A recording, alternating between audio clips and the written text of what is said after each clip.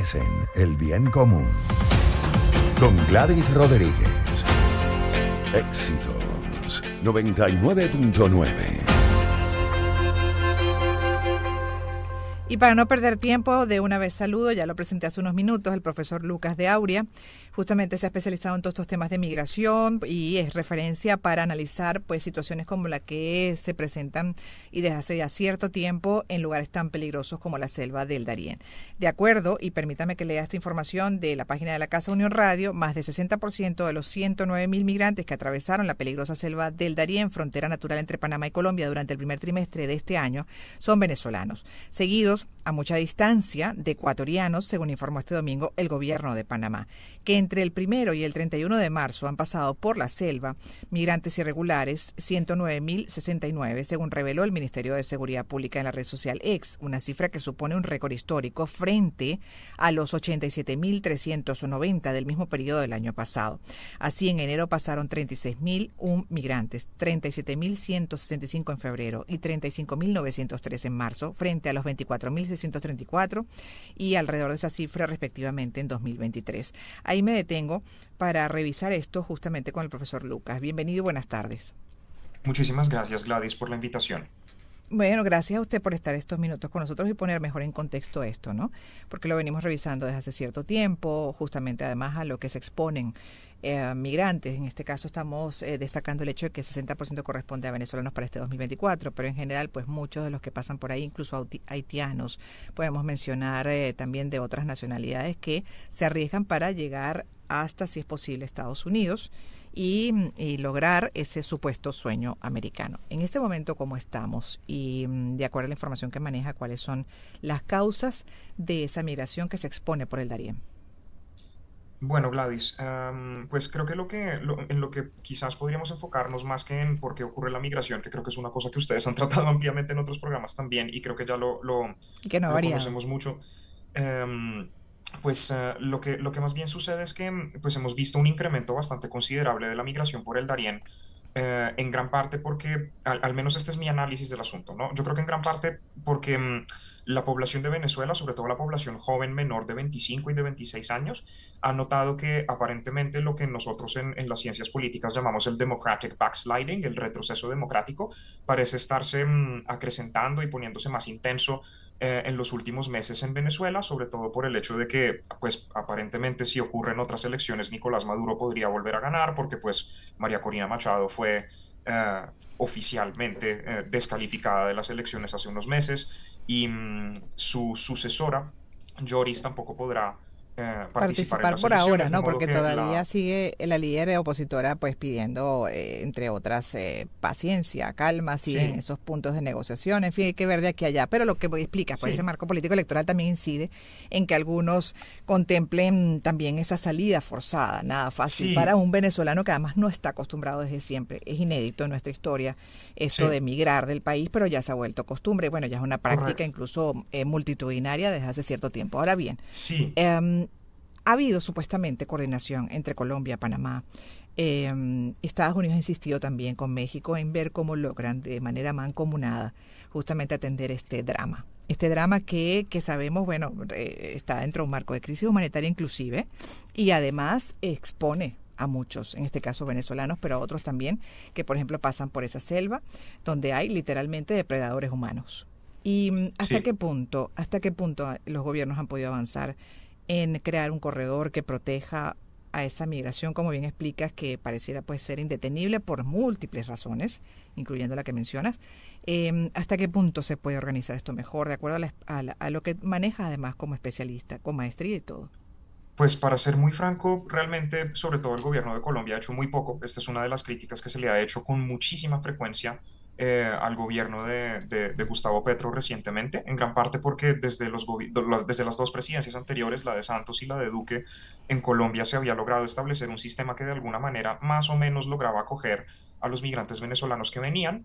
De hecho, pues el Estatuto Temporal de Protección y todo este asunto de alguna manera ha logrado hasta la fecha regularizar a 2 millones de migrantes venezolanos, o creo que ya Ujú, más de 2 millones de migrantes, que pues honestamente no es una cifra nada despreciable, pero ujú. pues el rollo es que desde el momento en el que Gustavo Petro subió a la presidencia, eliminó algunas dependencias particulares de Migración Colombia, que es la entidad del Estado que se encarga de gestionar nuestras fronteras, y también ha asignado algunas de las tareas que antes Migración Colombia tenía con respecto a los migrantes venezolanos a la Cancillería, es decir, al Ministerio de Relaciones Exteriores, y una serie de problemas internos dentro de la coordinación de asuntos multilaterales dentro de la Cancillería ha impedido que la migración pueda ser gestionada de una forma relativamente consciente. Y entonces, por ejemplo, tenemos muy poquitos datos, los datos que tenemos los sacamos prácticamente casi solo de ONGs que ponen la piel directamente en el Golfo del Darién, para poder Ajá. saber cuántos migrantes pasan, de modo que el Estado realmente no estaba haciendo mucho.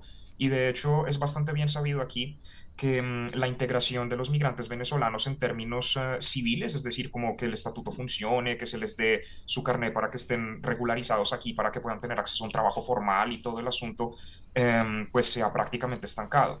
Y esto es particularmente decepcionante. Del resto, pues Panamá naturalmente empuja mucho, pone una serie de esfuerzos bastante considerables, sobre todo para tener un registro numérico de la migración que pasa por su frontera. Se queja mucho de la acción de varias ONG, en particular se ha quejado de la acción de Médicos Sin Fronteras, supuestamente acusando a Médicos Sin Fronteras de que no están atendiendo todos los casos de mujeres que han sido víctimas de violencia sexual en el Golfo del Darién en el tránsito migratorio. Médicos Sin Fronteras naturalmente lucha en contra de las acusaciones del gobierno de Panamá, pero aparte de Pero ahí esto, te creo atrapo que además realmente, porque te sí, atrapo porque además esa labor es más bien digna de admirar. Entonces le está sí, exigiendo a ellos que hagan todavía mejor trabajo, mayor trabajo, y algo dónde así. queda increíble. No, Sí, me has dejado. eso es un poco impresionante. Sí, uno queda un poco sorprendido con el asunto y la verdad, uno incluso siente que como si fueran algo desagradecidos en algunos sentidos. Pero Sí. ese es otro asunto relativamente menor con respecto a otro que es peor, que es el hecho de que pues una serie de grupos armados ilegales operan en Ujú. múltiples partes del territorio colombiano, y en el Golfo del Darién hay una presencia muy, muy, muy, muy fuerte de lo que ahora nosotros llamamos el Clan del Golfo, que es el heredero espiritual de las autodefensas gaitanistas de Colombia, es decir, de los grupos paramilitares, que antes luchaban en contra de las guerrillas y ahora se dedican casi exclusivamente al tráfico de personas, al tráfico de armas y al Wow. narcotráfico. Y prácticamente el Clan del Golfo tiene casi que el control completo de la zona. De hecho, hay varios reportes de Human Rights Watch, y pronto, de hecho, aquí hago la cuña para Human Rights Watch, dentro de 2 días sale otro, que muestran y que mostrarán en los próximos reportes que el control territorial que los grupos armados ilegales tienen en la zona del Darién es casi absoluto. Inclusive pasan cosas muy extrañas, como por ejemplo el hecho de que como estos grupos al margen de la ley necesitan también capacidades digitales para operar, han instaurado sus propias antenas de Internet en la zona, el Estado no puede entrar o entra con mucha dificultad. Es decir, es una zona muy, muy difícil, y el Estado no tiene control completo sobre el territorio y naturalmente tampoco sobre la población que pasa por ahí. De modo Ujú. que hasta que de alguna manera no se resuelva un poco la situación con los grupos armados que operan en el Clan del Golfo, pues probablemente la migración seguirá siendo, los migrantes, los cuerpos de los migrantes seguirán siendo sujetos a múltiples vejámenes por parte de estos grupos y naturalmente al tráfico de migrantes. Qué fuerte, ¿ah? Porque además, bueno, uno trata de comunicar con personas como tú, alertar, advertir justamente esos peligros, esas amenazas, pero a veces es más fuerte la necesidad de salir y Claro, bajo la premisa de que a esa persona no le va a pasar, no le va a tocar, ¿no? Y después pues, escuchamos tragedias espantosas, hasta de pérdida de vida. Uno no sabe claro, ya por dónde justamente, bueno, poner resaltador y evitar el sufrimiento, aunque ya el sufrimiento que origina esas decisiones extremas es también muy alto. claro. Y ahí la pregunta con relación al anuncio que en su momento hizo Panamá de ver si cerraba, si bloqueaba esa frontera. ¿Esa posibilidad puede frenar esto que acabas de describir o se puede Pues articular? yo lo que sospecho es que pues eso acabaría con una línea de negocio probablemente de, perdón que lo llame con ese nombre, pero es que ya los grupos armados ilegales operan prácticamente como empresas, es impresionante. Eso les cerraría una línea de negocio, es decir, obviamente no ganarían el dinero que ganan, ni tendrían la influencia territorial que tienen en el Urabá antioqueño, Ujú. pues sí, sí se les corta el chorro de la frontera, pero los grupos armados al margen de la ley son muy astutos y encontrarán otras 150.000 maneras Ujú. diferentes de poder seguir mandando migrantes hacia el istmo centroamericano y eventualmente A hacia México. América del Norte y hacia los Estados Unidos. De modo que, pues sí, les cortas el chorro por un lado, pero probablemente encontrarán otra forma.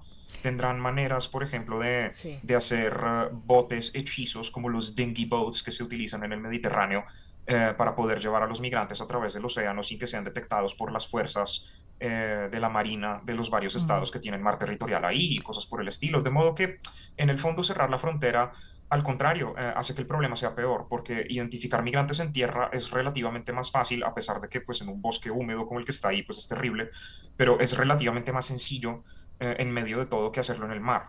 ujú.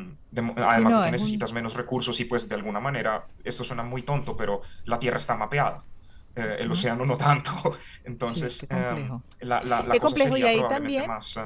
volviendo además a lo que sería pues, parte del objetivo dentro de esa migración y esa travesía, es llegar a Estados Unidos, pero Estados Unidos también está en sí. plena campaña electoral, bueno, justamente Ujú. envuelto esto un tema de campaña, tratando de sacarse punta, pues, ¿no?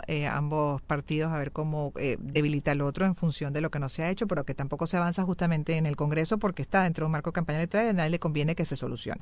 Y ahí la Estoy de pregunta con acuerdo. relación hasta ahora, las medidas que se han tomado. Y ya para terminar, profesor, ¿qué tanto han frenado o han estimulado todavía pues una mayor migración, incluso de ese tránsito por el Darién?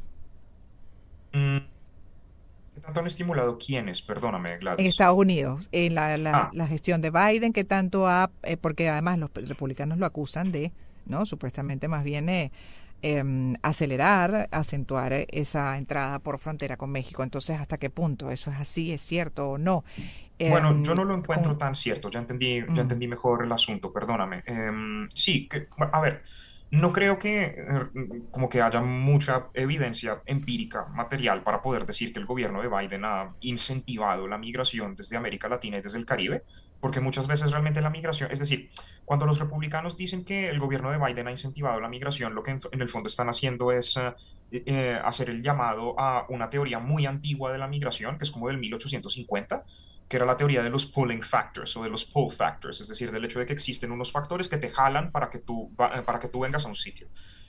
Y ya hay mucha investigación científica, inicialmente, por ejemplo, la de Hein de Haas, que es profesor en la Universidad de Ámsterdam, que ha demostrado que la teoría de los pull factors es una tontería. Generalmente lo que ocurre es que los migrantes suelen ser más bien empujados hacia afuera por fenómenos que están fuera de su control. Y creo que en el caso de Venezuela es bastante claro eso. En el caso de Haití también, pues como para hablar de múltiples ujú, fenómenos de migratorios a dos. la vez, Ujú. ¿no? Entonces, que el gobierno incentiva la migración, pues no lo creo. No creo que tengamos suficiente evidencia para poderlo decir. Pero tampoco es que haya hecho mucho para frenarla, muy probablemente porque los demócratas justamente no lo quieren hacer, porque gran parte de su base electoral, primero, son ciudadanos que son latinos y que muy probablemente podrían votar por ellos. Y segundo, porque pues simplemente no ha estado muy recientemente en la agenda de los gobiernos demócratas frenar migraciones a ese nivel. Esa generalmente ha sido una agenda de los partidos republicanos. De modo que aquí voy a empatar con la pregunta que de hecho me habías hecho puro al comienzo de esta sesión um, y que tiene que ver con las elecciones. Pues una parte de los migrantes venezolanos que han incrementado el flujo en este momento, pues van porque ven retroceso democrático en Venezuela, pero otros también van porque sienten afán de querer entrar a los Estados Unidos antes de que Trump gane las elecciones, porque es muy probable que Trump gane las elecciones en Mm. noviembre y realmente eso sí podría significar un corte casi total o un corte muy brusco a los flujos migratorios que van desde América Latina y desde el Caribe hacia los Estados Unidos. Pero fíjate que Biden ha intentado, por ejemplo, que prospere un proyecto en el Congreso que lo aprueben justamente para establecer medidas mucho más contundentes en frontera, Claro, evitar lo que sí, hasta yo ahora está recuerdo intentando entrar por precisamente que el ahí año y pasado, se lo ha sí, yo negado, ¿no? recuerdo, Ujú. sí, yo recuerdo precisamente el año pasado, justamente tienes absolutamente toda la razón.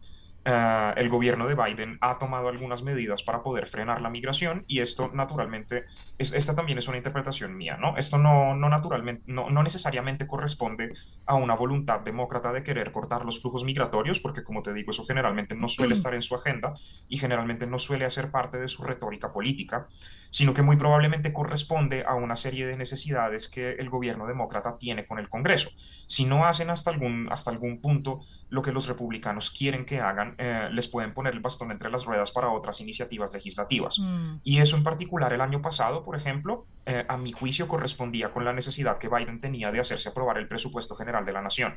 Si no hacía lo que hasta cierto punto los republicanos querían con la migración o con cierto proteccionismo económico con respecto a ciertas materias primas y cosas por el estilo, pues simplemente no le iban a aprobar el incremento de presupuesto. Y al sí, final el partido tuvo que ceder y muy ya. probablemente, al menos a mi juicio, esas medidas responden más bien a ese tipo de fenómenos internos. Cierto que no terminan de avanzar en ningún sentido y en general pues los Ujú. gobiernos que de una u otra manera tienen que ver con esta migración forzada que sin duda Sí, trastoca, ¿no?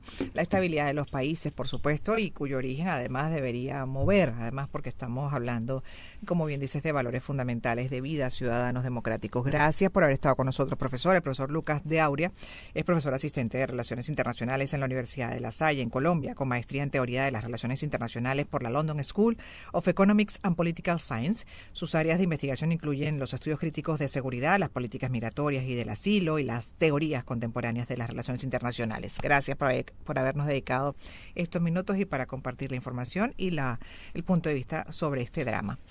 Feliz tarde para usted. 2:41. Vamos con música. Lo que viene a continuación es un tema nacional y en breve